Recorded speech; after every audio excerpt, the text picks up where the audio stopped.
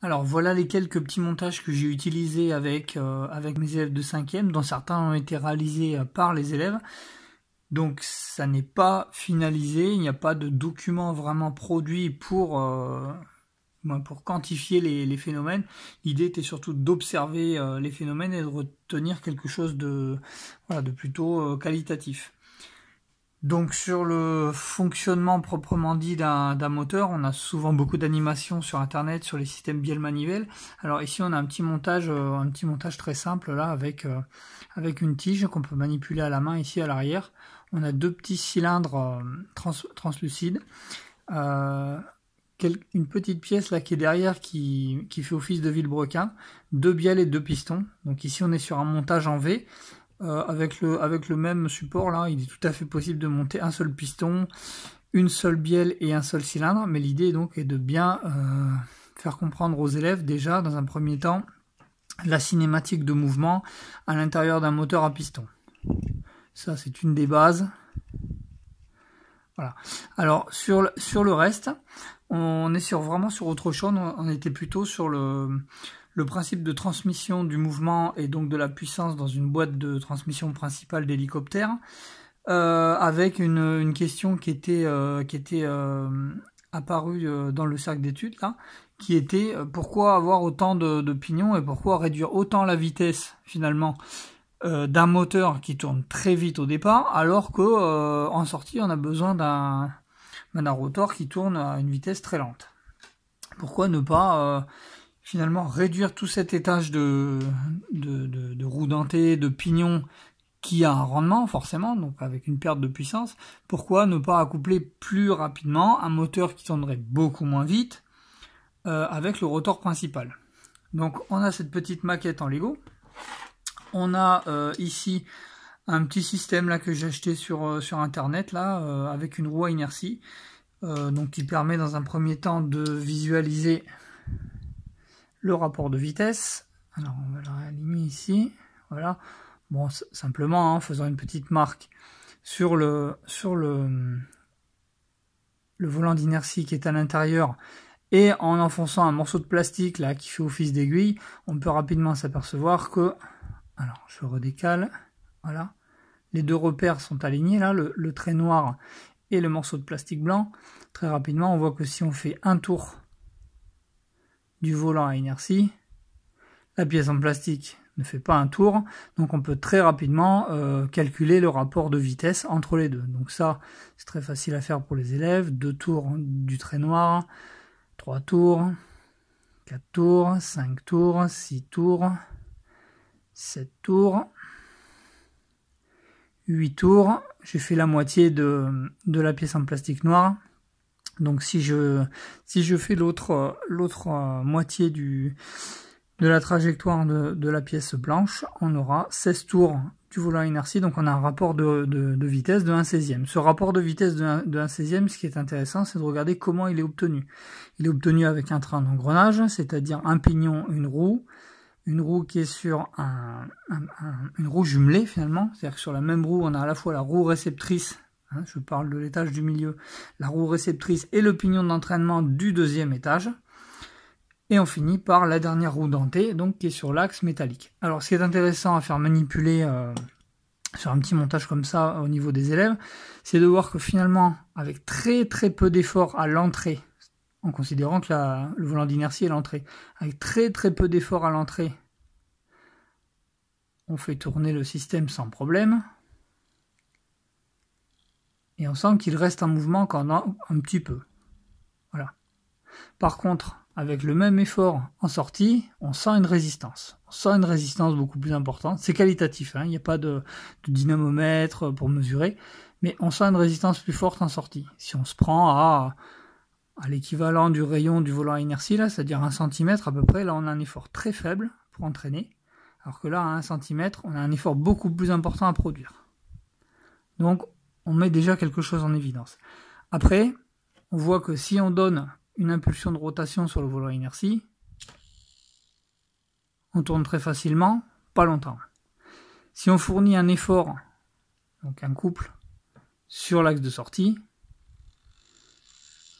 il va falloir nettement plus longtemps pour arriver à une vitesse très grande sur le volant à inertie, mais par contre la conservation de mouvement sera beaucoup plus importante. Donc on s'aperçoit que quand même ce volant à inertie, il a un rôle. Il a un rôle, alors l'idéal ce serait de pouvoir le démonter ici. En l'occurrence on ne peut pas, mais c'est relativement facile à faire si on y passe un peu de temps. On a un deuxième montage ici qui est à peu près équivalent, hein, qui est une roue, un ensemble un châssis de petites voitures là d'enfants, là de jouets de gamins, avec toujours pareil le principe du train d'engrenage, du volant à inertie. Et on comprend que si on lançait la voiture en faisant tourner une petite molette, c'est facile, mais la voiture elle n'irait pas bien loin. Par contre, ce qu'on appelle donc la voiture à friction qui permettait, en tirant en arrière un ressort et de profiter d'un volant à inertie derrière, c'est que si on l'amène à rouler dans un premier temps à une certaine vitesse, c'est le volant à inertie qui va faire la conservation d'énergie cinétique pour maintenir cette vitesse le plus longtemps possible. Donc on a cette première approche là, assez qualitative là, avec observation des trains d'engrenage, des volants à inertie. Alors ensuite, on a ce montage-là. Je vais l'approcher un petit peu. On a ce montage-là. Donc ici, on a un moteur électrique, une pile 9 volts. Alors ici, derrière, on voit pas trop. Voilà. Ici, on a un premier train d'engrenage avec pignon d'entraînement ici, roue dentée ici, avec un rapport de 1/3. Hein.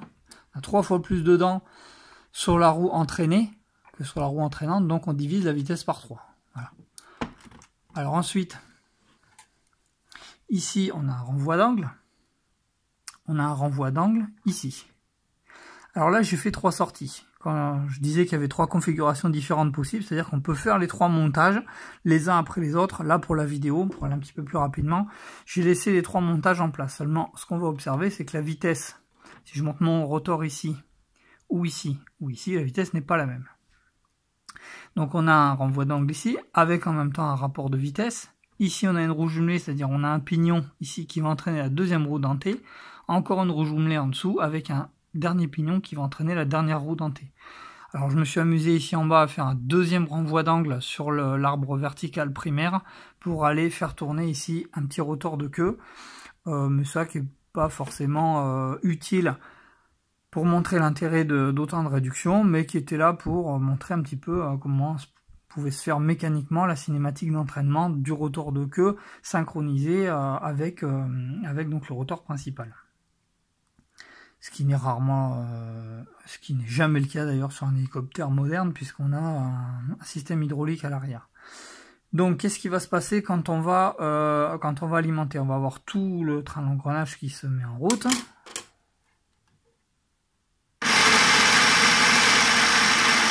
Voilà, donc là rapidement, hein, sans démonter le rotor et le déplacer, on voit que il tourne vite.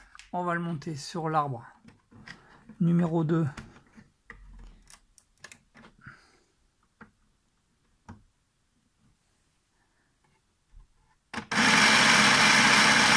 Il tourne beaucoup moins vite. Et enfin sur l'arbre numéro 3,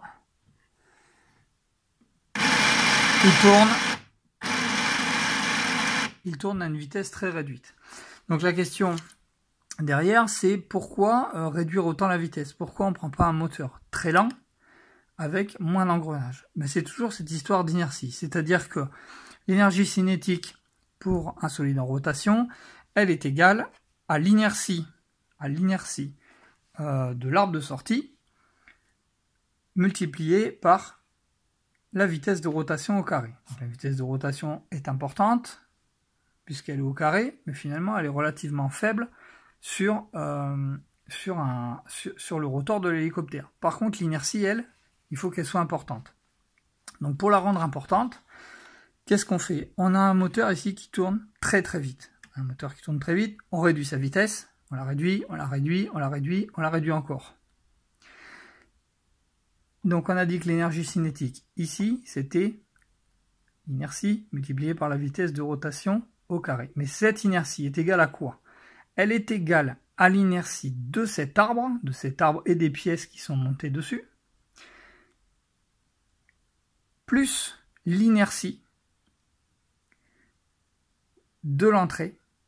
L'inertie de l'entrée, donc qui est relativement modeste finalement, mais multipliée par le rapport de réduction au carré. C'est-à-dire que ici on a un moteur qui tourne très vite, donc il y a quand même une inertie non négligeable, mais multiplié par le rapport de réduction au carré, ça veut dire que ce moteur-là, il va mettre un petit peu de temps là, à entraîner tout l'ensemble, mais avec l'inertie de l'ensemble au carré, une fois que le rotor de l'hélicoptère aura atteint sa vitesse nominale, il va entraîner avec une démultiplication énorme tout l'ensemble propulseur, qui va finalement faire que l'ensemble propulseur va tourner très vite, mais n'aura pas besoin d'énormément d'apport d'énergie pour conserver cette énergie cinétique de sortie. Voilà. Donc c'est ce qui est difficile à, je dirais, à mesurer sur une maquette. Pour l'instant, j'ai pas encore l'idée finale. Voilà. Donc, cette vidéo, c'est une ébauche à retravailler, à discuter ensemble quand on se verra.